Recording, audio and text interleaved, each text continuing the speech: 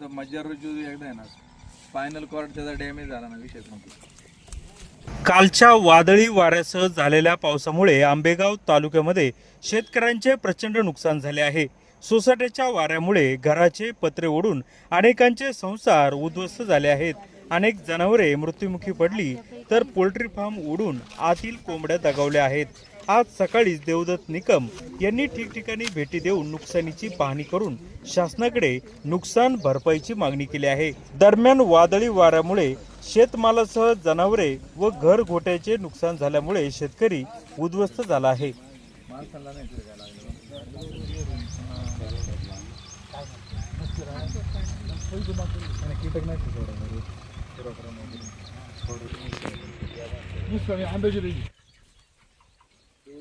सात ते स्थळाच्या पुढे पाडळी